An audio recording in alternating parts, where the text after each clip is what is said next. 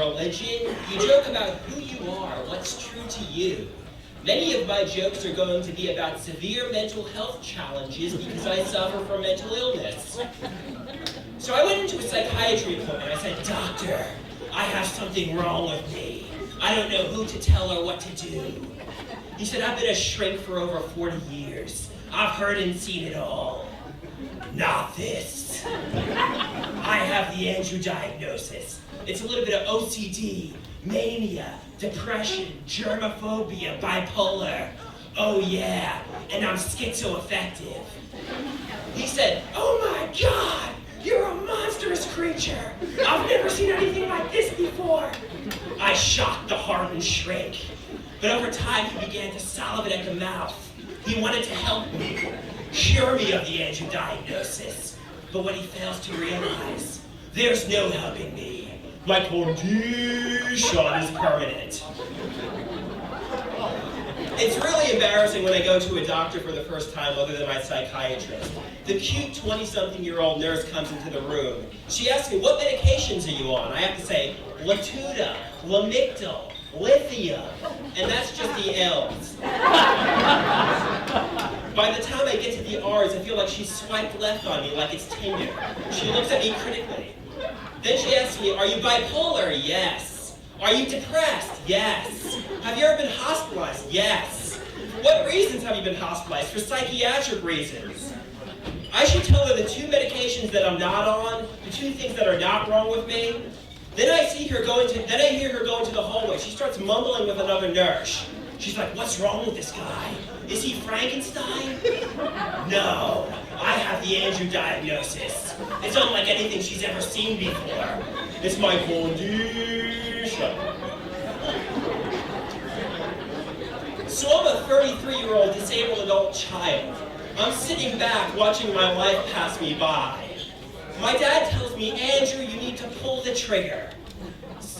Meaning like a starting gun, begin the life, begin your race. This seemed like good advice until I mentioned it to my psychiatrist. Apparently, pull the trigger is really bad advice for somebody who's depressed.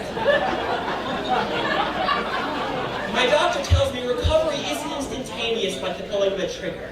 It's more like moving sand. Erosion can occur like a setback. Moving sand? That sounds Zen and Buddhist-like.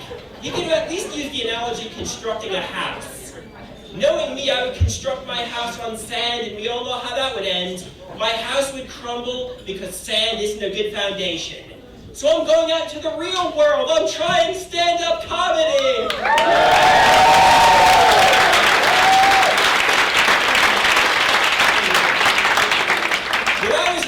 I love professional wrestling. I know oily men in their underpants trying to make each other submit with moves like the mandible claw and cross-faced chicken wing. It's a little weird, but I love the sensational entertainment.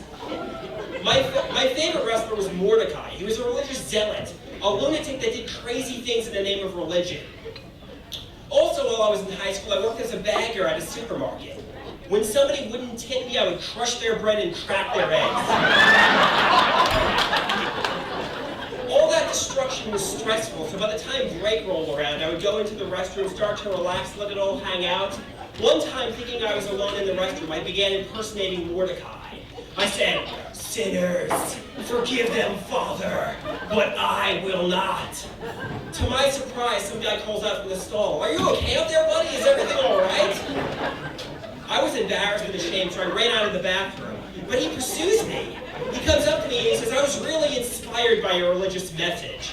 I would like to join your religious cult." I told him I'm not a religious nut job, I'm a wrestling nut job. But I gladly took him up on his generous donation. Like a donation basket, you put money in the donation basket. Sometimes you have to explain the joke. That's precisely what I did there. Speaking of nut jobs, my mom can't have caffeine because just a little bit of caffeine makes her beat us faster. I'm just joking, my mom doesn't beat us, but a little bit of caffeine could literally kill her. One time my mom was drinking this water bottle, assuming it was decaffeinated. She took sips, she looks at the packaging and she says, "What? Oh no, it says OMG caffeine." She thought it said, "Oh my God, caffeine," as in an enormous amount of caffeine. We were skeptical, so we took a look at the packaging. It didn't say OMG caffeine, it said 0 mg caffeine. 0 milligrams of caffeine, meaning it's decaffeinated. What type of twisted beverage company running their packaging? OMG caffeine!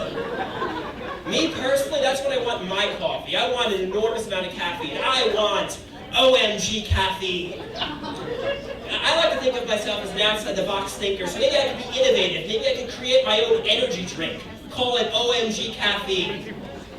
Remember that nurse? She came into my supermarket. I was her bagger. She bought eggs. I win.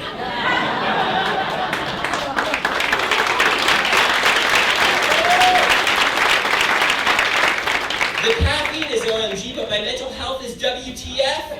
And oh my God, you've been a great audience.